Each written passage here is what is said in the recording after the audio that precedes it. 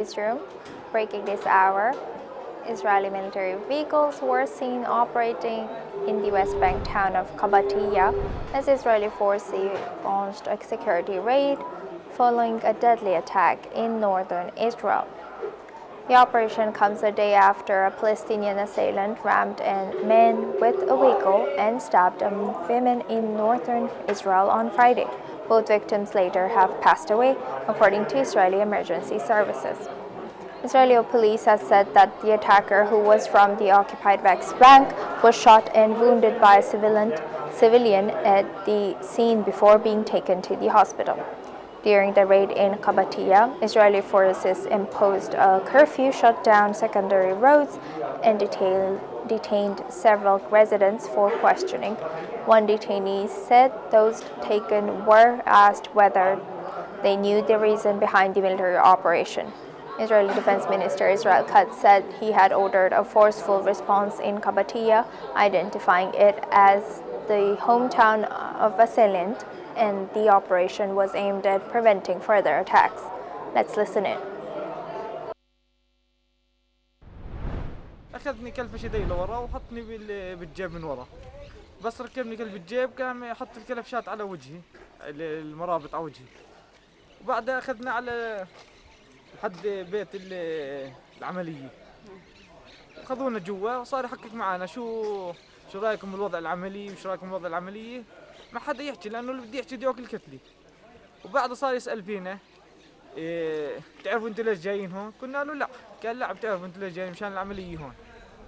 قلنا له لا مش عاملين احنا ولا شيء نروح. الفرق بين الاجتياح هذا والسابق انه هذا مشدد اكثر ومنع تجول البلد وسكرت كل الطرق وتسكرت كل طرق البلد الفرعية والرئيسية. شايف بالاضافة لهذا الحكي يعني المنخفضات الجوية القادمة أدت لضغوطات أكبر على الناس. يعني الحاجز أنا هين باب بيتي، يعني بدي أطلع أخوي مريض على المستشفى، ما عرفتش أطلع، تفاجأت لقيت الحاجز هنا. Now we move on. Russia says that its armed forces had carried out strikes on Ukrainian military industrial sites, energy facilities, transport infrastructure, and armories over the past week, while Ukraine on the same day has reported intercepting more than 500 drones and destroying Russian weapons. The Russian Ministry of Defense in a report has said that its forces had advanced in Sumy, Kharkiv, Donetsk, and Dnipropetrovsk, as well as Zaporizhia in a week, and has taken control of 8 settlements. Meanwhile, the Ministry of Energy of Ukraine confirmed that Russian armed forces had targeted the country's Ukrainian energy system, triggering power outages in Kyiv City, Kyiv Oblast, and Chernihiv Oblast. Now we move on to Asia. Ceasefire has been agreed upon between Cambodia and Thailand, ending weeks of intense border fighting. The truce, which went into effect on Saturday, today marks the second ceasefire in recent months. Tensions had escalated in July, resulting in at least 48 deaths and the displacement of around 300,000 people. However, China welcomed the agreement, with Foreign Minister Wang Yi set to meet with counterparts from both countries in Yunnan province on December 28 to 29. The talks aim to stabilize relations and maintain regional peace, while displaced Cambodians have expressed hope to return home. Some Thai citizens remain skeptical about the ceasefire's sustainability. Ivory Coast. Now we move on to our next news.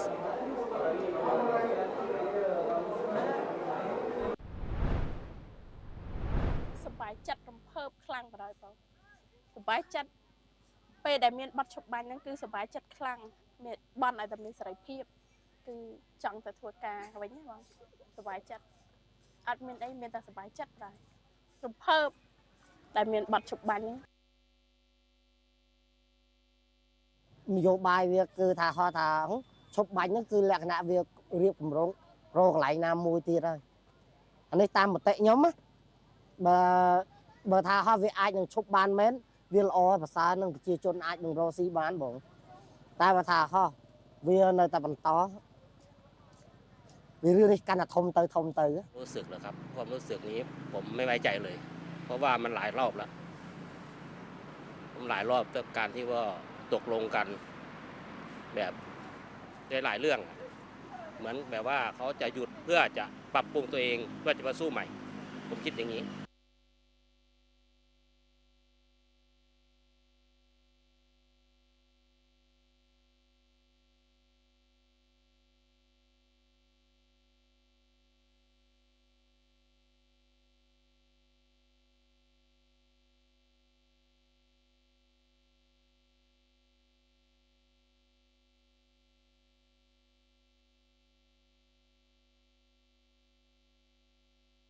សប្បាយចិត្តរំភើបខ្លាំងបណ្ដោយបងសប្បាយចិត្តពេលដែលមានប័ណ្ណឈប់បាញ់ហ្នឹងគឺសប្បាយចិត្តខ្លាំងមានប័ណ្ណឲ្យតែមានសេរីភាពគឺចង់ទៅធ្វើការវិញណាបងសប្បាយចិត្តអត់មានអីមានតែសប្បាយចិត្តដែររំភើបដែលមានប័ណ្ណឈប់បាញ់ហ្នឹងចំពោះខ្ញុំគិតថាហោះប្រហែលជានយោបាយវាគឺថាហោះថាឈប់បាញ់ហ្នឹងគឺលក្ខណៈវារៀបគម្រោងរកកន្លែងណាមួយទៀតហើយ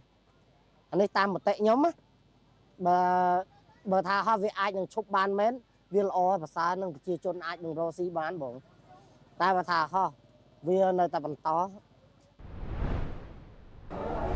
Now we move on to Africa. Ivory Coast is voting on legislative elections today, just 2 months after President Alassane Ouattara secured a fourth term in office, extending his 14-year rule. Polling stations in the commercial capital, Abidjan, opened late mid-torrential rain, with voters lining up across the city at polling center in the Plateau district. Ballots were cast beneath a large portrait of the country's founding president, Felix Houphouët-Boigny. Some voters said the election was about representation and opportunity. Young voters in particular voiced hopes that a new lawmakers would focus on jobs and student integration into the workforce. Ouattara's ruling RHDP party currently holds a majority in the 255-seat National Assembly and is expected to maintain its dominance. Several senior figures are contesting the vote, including Prime Minister Robert Bugre Mambe and the president's brother, Defense Minister Tene Brahima Ouattara. The election follows a controversial presidential poll in October, which saw most opposition leaders barred from running and left at least 11 people dead in election-related violence. Former President Laurent Gbagbo's PPACI party officially boycotted the vote, though some members are standing independently. Another opposition party, the PDCI, is contesting the election, despite recent arrests of its senior figures. Let's listen in. Bon, moi, en tant que jeune, sincèrement, je ne me sens pas représenté à l'Assemblée nationale. Bon, aujourd'hui, je suis là pour élire mon candidat pour qu'il puisse porter des projets pour les étudiants, pour leur insertion professionnelle après les différentes élections présidentielles. Le président il est un peu loin, éloigné. Bon. Député, il est quand même proche. Voilà. Donc, faut pas choisir n'importe qui. Par rapport au président, le député, il est encore plus proche de sa population. Donc, il sait ce que nous vivons réellement. Et c'est plus facile pour lui de nous défendre.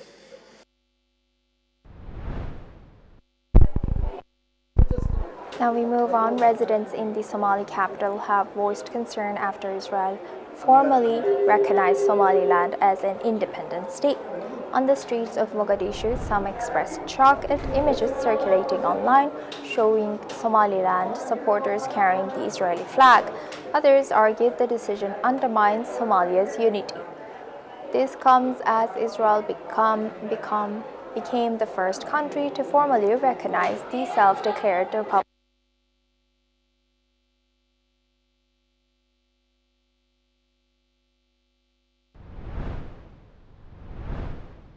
runtii way soo gaaray warkaas ninka la yiraahdo inay maamul goboleedka Soomaaliyeed ee Somaliland ay aqoonsi ka heshay Israa'iil oo iyaduna waxa way caalamka aqoonsi weyn ka haysan laakiin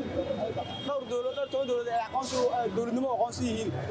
runtii horta marka koowaad bana waxaa in maanta dad Soomaaliyeed iyo dal Soomaaliyeed iyo deegaanadii iyo qof hogaamiyaal Soomaaliyeed ay go'aanka ku dhaqaaqaan runtii horta marka koowaad bana waxaa nahay Somaliland la aqoonsaday waxay nagu tahay dhaawac weyn ay nagu tahay mana ogolaan doono Soomaaliya dhulka iskale ee malaha maxay Somaliland wax Now we move on. Somalia's Al-Qaeda-linked militant group Al-Shabaab has vowed to fight any attempt by Israel to claim or use parts of Somaliland following its recognition of the breakaway territory. Further warning Israel, it said that Israel's recognition of Somaliland as a sovereign state shows it has decided to expand into parts of the Somali territories to support the apostate administration in the northwest regions. Israel has become the very first country to formally recognize Somalia's breakaway region of Somaliland as an independent nation. Prime Minister Benjamin Netanyahu said Israel intended to immediately expand operation in agriculture, health and technology, while Somaliland's President Abdurrahman Mohamed Abdullahi has called the development a historic moment. The decision has been condemned by foreign ministers of Somalia, Egypt, Turkey and Djibouti, who in a statement affirmed their total rejection of Israel's announcement. Now we move on to Asia. A 72-hour ceasefire between Thailand and Cambodia began today, December 27th, following nearly 3 weeks of intense fighting along the border.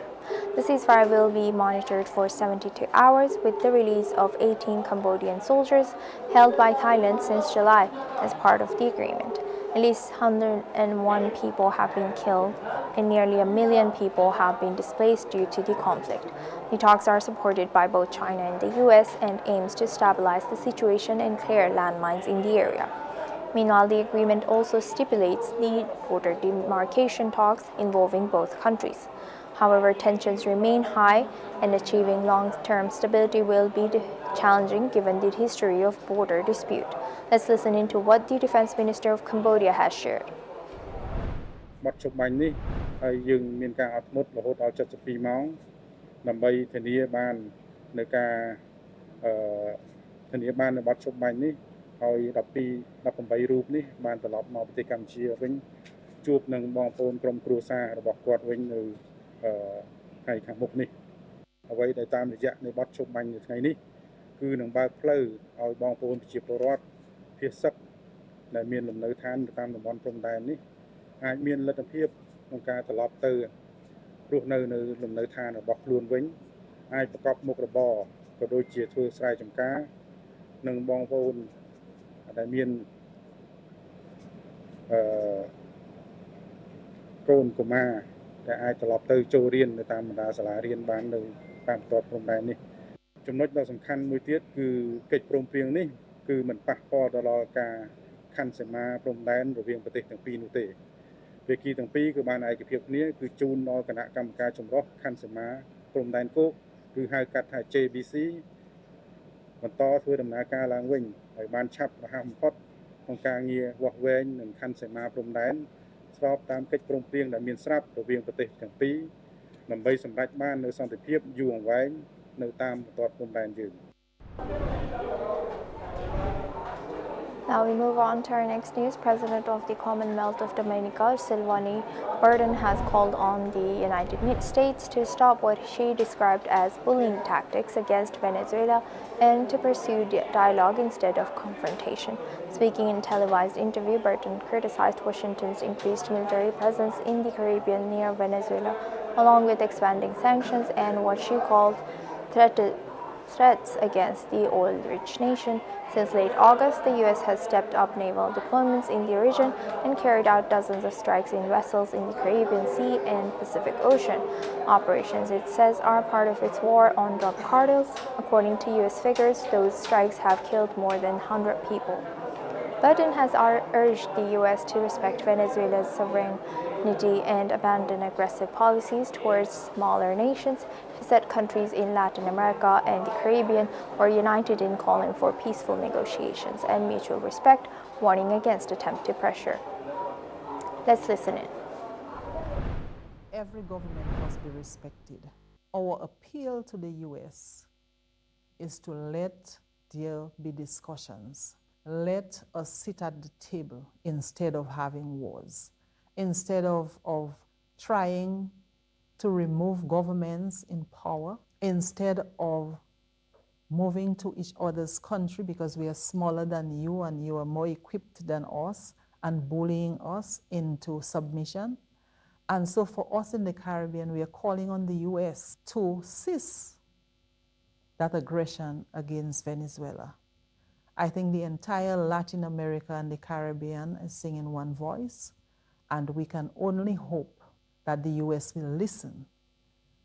and will respect Venezuela's sovereignty. Now we move on to US. California has dropped a lawsuit challenging the decision by the administration of President Donald Trump to cancel more than $4 billion in federal grants for the state's high-speed rail project.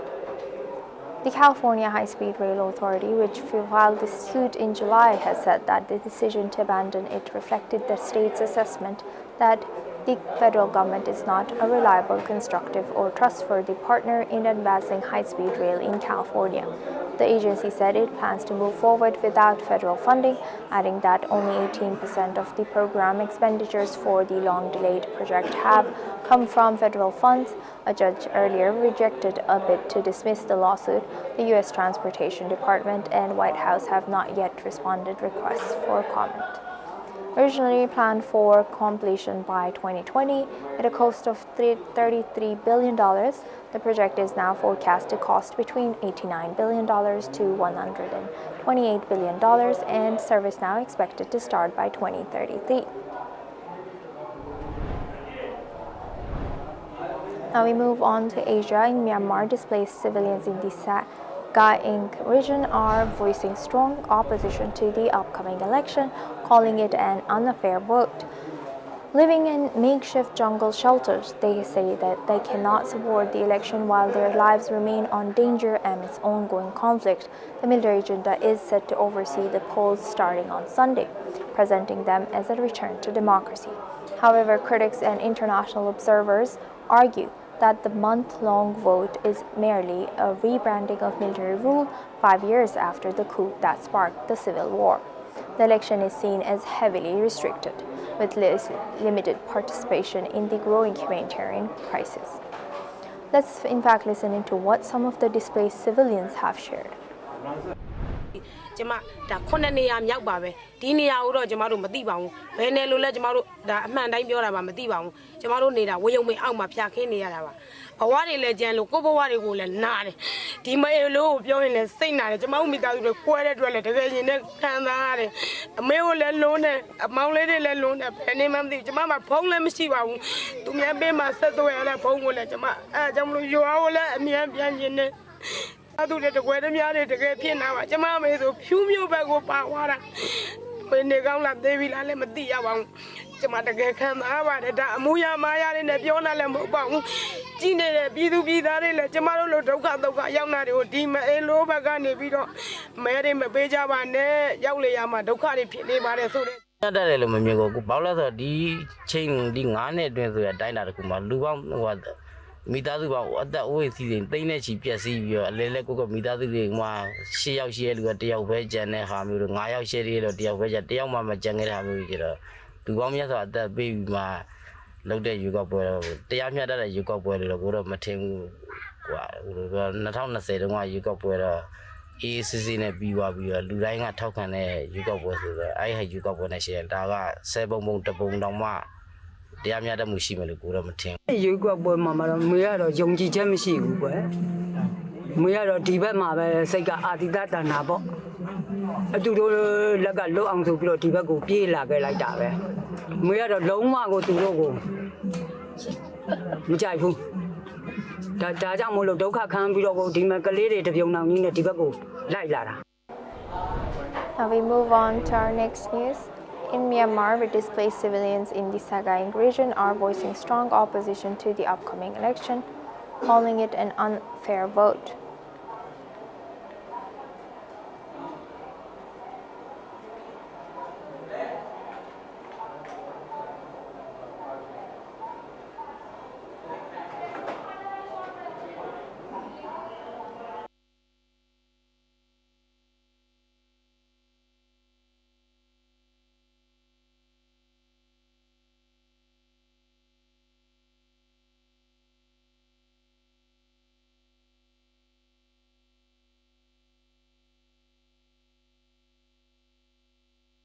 福島から事故があってから東京電力の再稼働は初めてなんです。で前に地震があった時にね一部火災があったことあるんですよ。それで断層があるとも言われてるんですよね。だからそれとあとはね、新潟はね、5、60年前にね、一度大きな地震。今度動かす新潟県の原発は東京電力、福島第一原発の事故を起こした東京電力なので、それが一番もうとにかく心配ですし、はい、動かすべきではないと思ってます。全然終わってないし、まだ2万も3万もの人が避難したままだし、子どもたちが甲状腺がんになって、それも国は認めてないし、とんでもないですよ。なのに今すごく再稼働。Now we move on to our next news. To Europe, Switzerland's top military commander has warned the country cannot defend itself against a full-scale attack and must urgently increase defense spending as security risks from Russia rise. Armed Forces Chief Thomas Swissley has told Swiss media that the military is prepared for cyber attacks and sabotage by non-state actors but lacks the capacity to repel a large-scale assault. He said only about 1/3 of Swiss soldiers would be fully equipped in a real emergency, highlighting serious capability gaps. Switzerland has begun raising defense spending, upgrading artillery and ground systems, and replacing aging fighter jets with US-made F-35 aircraft, but the plans face criticism over rising costs and tight federal budgets. Sicily said the war in Ukraine has not significantly changed Swiss' attitude towards defense, partly due to the country's distance from conflict and neutrality beliefs. He warned that neutrality only works if it can be defended, adding that at the current pace, Switzerland would not be fully prepared until around 2050, a timeline he said was too slow given today's threats.